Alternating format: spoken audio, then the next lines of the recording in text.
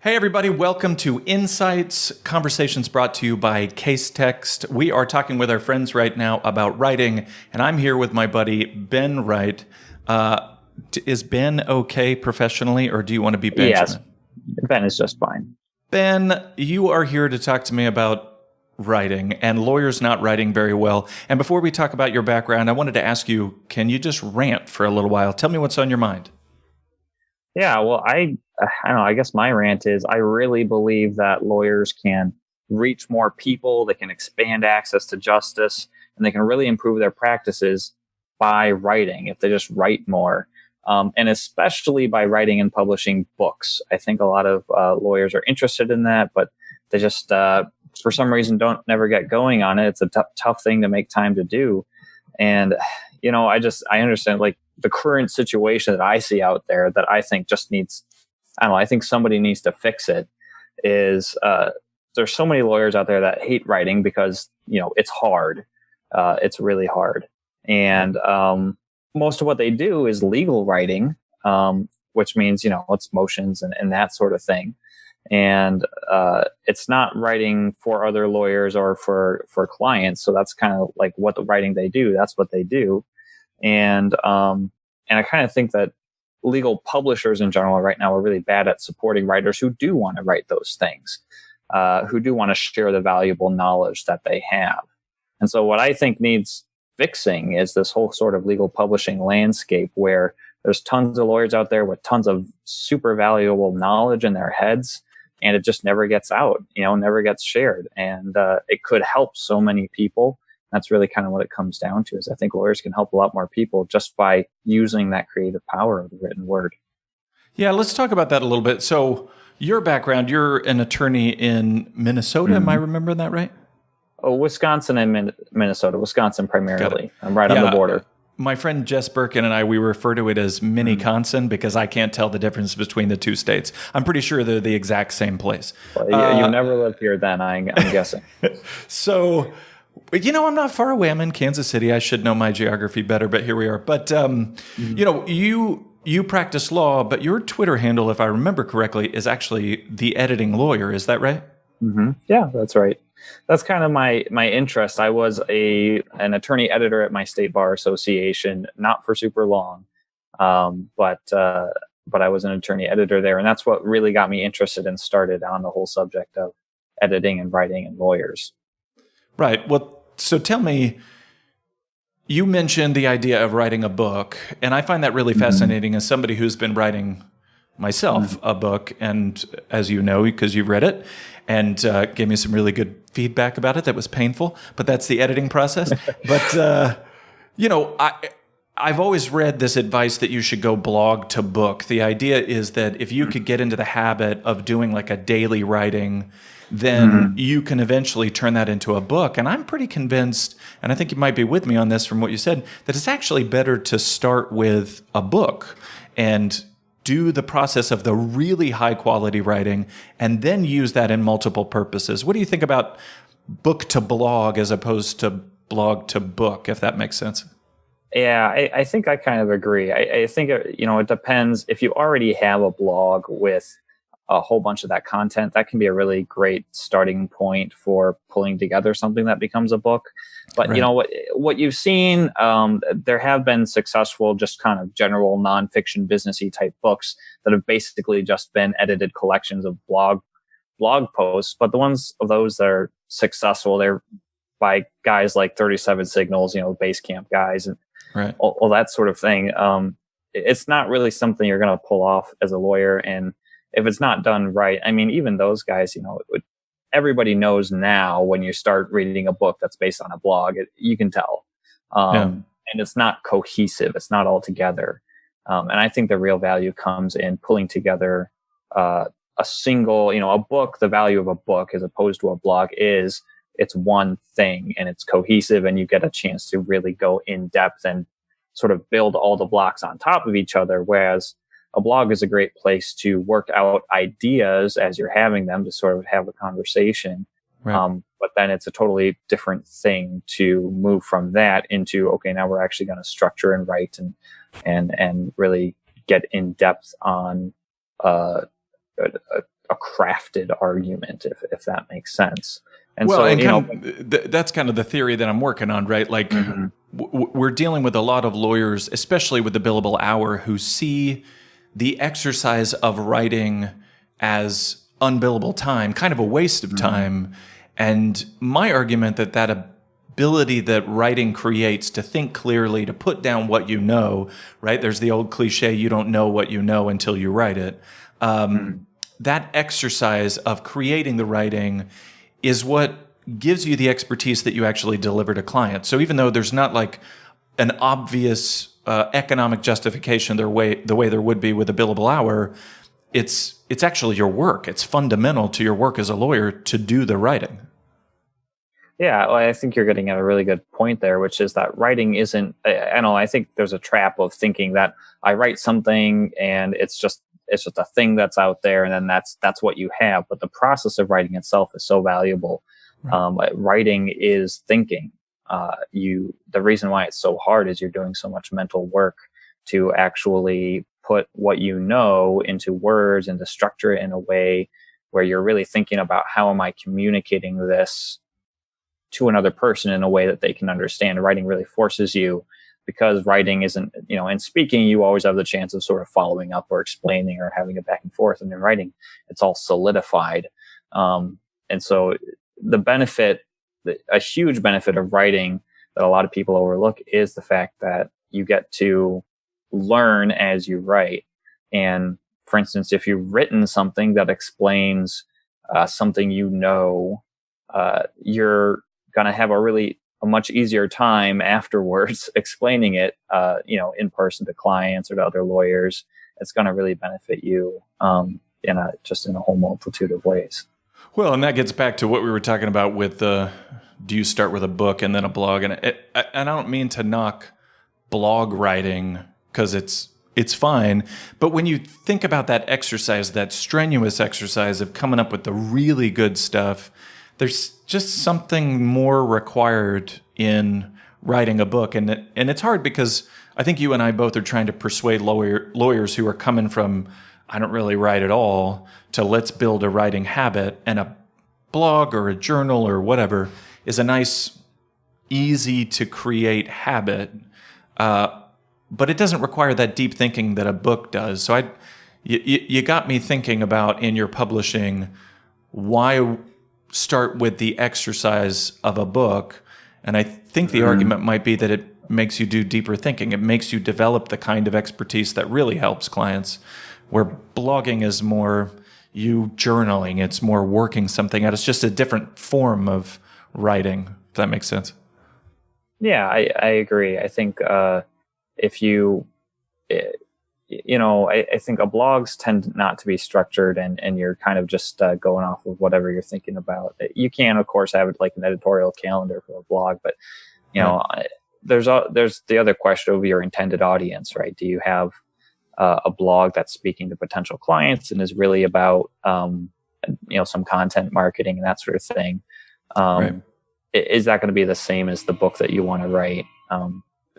Thinking about audience is really important there. And so when you approach it from the start as I want to write this book, then you can, you can write that book, you can do all the work that's required, and it's going to really benefit you. You're going to learn a lot.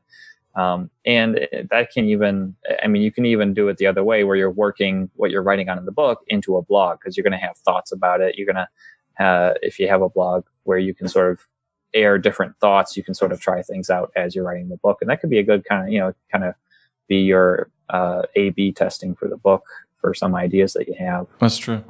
There are definitely benefits to doing it that way. Yeah, there's a place for stream of consciousness writing.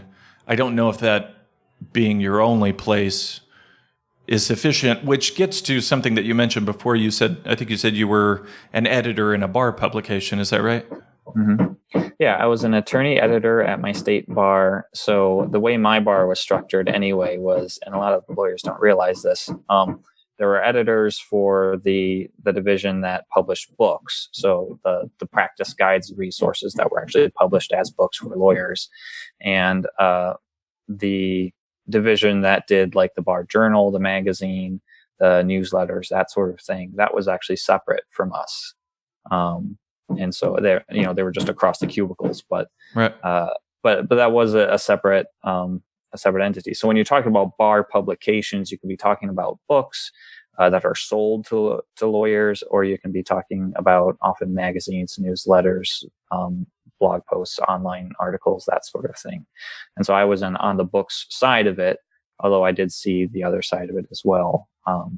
And so my main job was really is a lot of project management in managing the existing books and updating them, and working with lawyers as volunteer authors to sort of supplement and write these books. And I was starting to try and work on new ones as well, but that's at my bar anyway. The name of the game was largely keeping what we already had updated. Right. Well, and I should point out, just as an aside, the beauty of modern media is that as I'm talking to Ben, there's some people hammering in the background. It adds that authentic character that's so important in real media. But you had mentioned to me before we talked that one of the things that you encourage lawyers to do in their writing, in addition to writing books and writing blogs, is to write for lawyer-focused publications. Tell me about why that's important. Well, I think it's one thing to think about. It's one thing to consider. When you're a lawyer, referrals from other lawyers can be a big source of business. And a good number of lawyers have a type of business where they get business pretty directly from other lawyers. So like if you have an appellate practice, or a freelance sort of work practice, there are other practices where a lot of your business is coming pretty directly from other lawyers, or you have something where you serve, you get a lot of referrals or can serve clients from a lot of different referral sources. And so, bar publications are a really good way to get your name and your writing in front of the relevant lawyers, which are the other lawyers in your jurisdiction. Right. So that's, I'm not sure I'm trying to remember what your original question was here, but why it's great to do that, and maybe the good way to move forward. Back to an original point that we were talking about, and one of the struggles with blogs is that, it's very stream of consciousness, and you see this in a lot of attorney websites. It's whatever the last thing was that they were thinking about, and they've got a blog that is literally a web blog. It's time organized, kind of whatever we were thinking about that day. And one of the things we're trying to do with the Case Text Insight project is to kind of focus on a subject for a longer period of time, which is why we're having this longer conversation. And we'll have actually a lot of people talking about writing for lawyers. And one of the things that we want to do is use these kind of top-end conversations to create lots of other ways to engage with the ideas.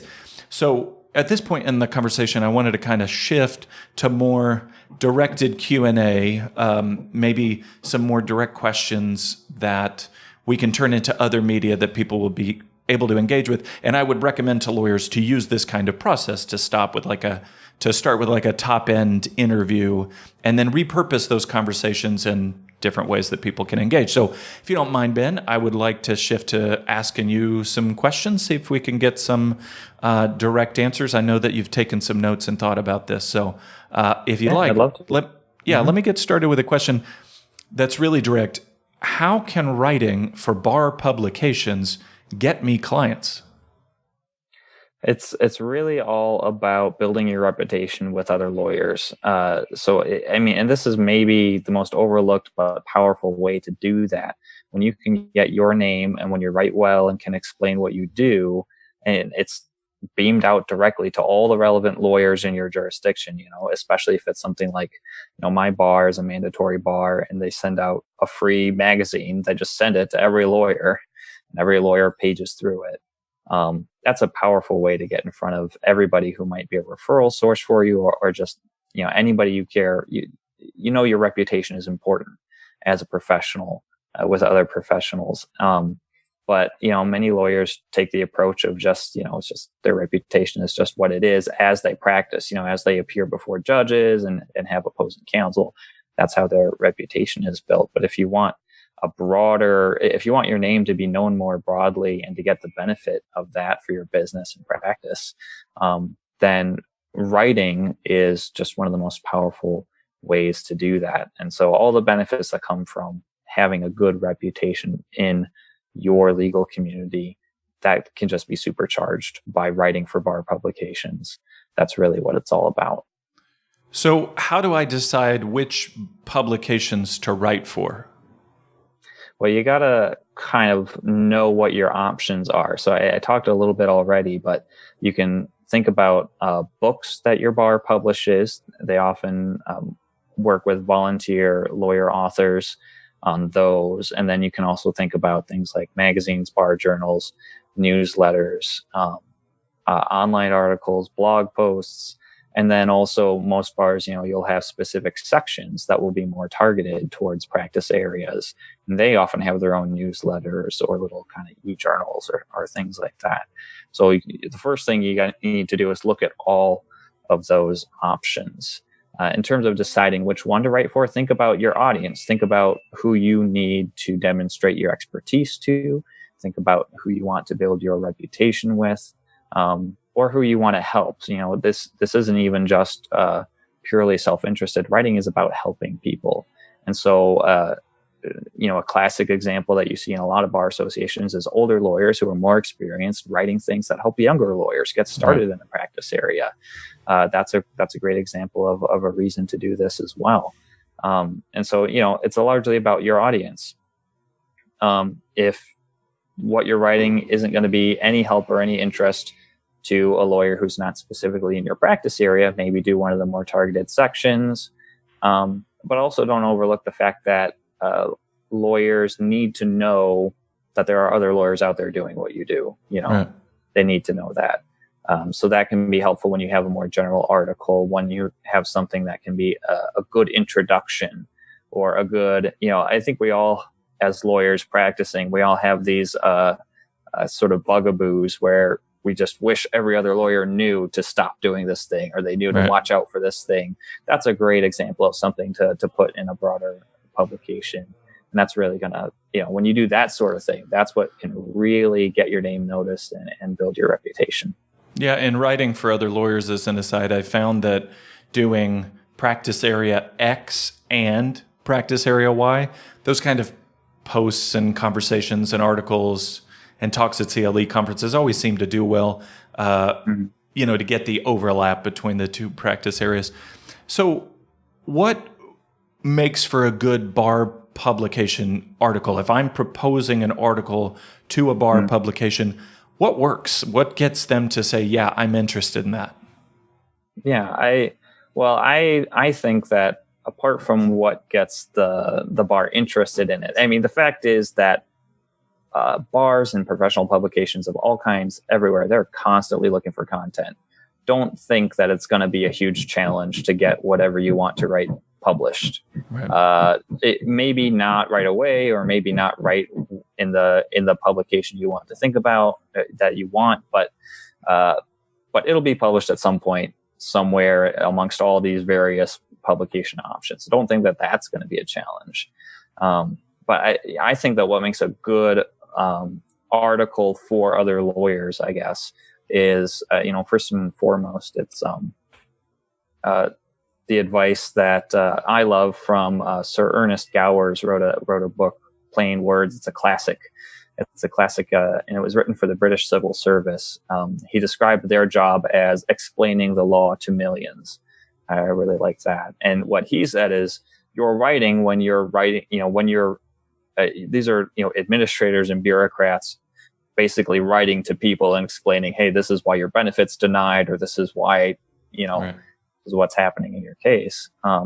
He said, when you do that, your writing needs to be short, simple, human, and correct. And I think that's what makes for a good article of any kind for other lawyers. So, and kind of going a little more specifically into those, I think as lawyers, we focus so much on being correct, right? We want correct legal analysis. We want to explain the law and be right about that. That's usually not a problem, but it's kind of table stakes, Right. Anybody can tell you what the relevant statute is, and then just sort of explain it. And a lot of articles, unfortunately, start and end there. They're basically just a dry sort of exposition of what the law is. Right. And so you can really stand out if you can take a little bit of time and effort and make your article into the one that's short, doesn't waste words. There are so many articles that really kind of beat around the bush. They don't get to the point right away.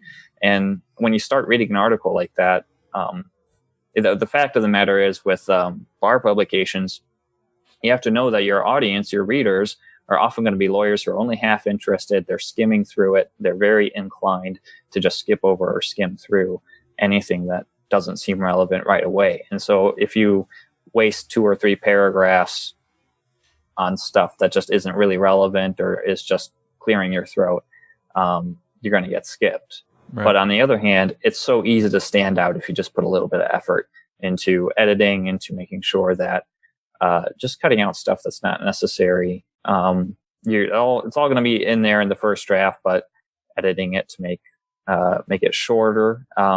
Many people worry about writing to a word count, but really you should make it as short as it can be and published in the appropriate place for that. So length is one thing to think about, but and making your language simpler and the human element is kind of that special sauce on top. That's something where if you can explain real life examples, not just like, a bequeathed Blackacre to be, give like a real life example, or at least, to the extent that you can, share your actual experience. How does this actually impact people? How does this actually play out when you practice it in real life? Those right. are the things that are really helpful to other lawyers, and that will really show that you know what you're talking about and have lived it and experienced it. And that's what will really build your reputation and help other people. Yeah, it's a good 4-part standard. Something I've noticed a lot with lawyers who will put some form of writing out there, including in a bar publication, is that they'll write it, drop it, move on. Instead of doing that, how would you recommend a lawyer leverage having written that article to other lawyers?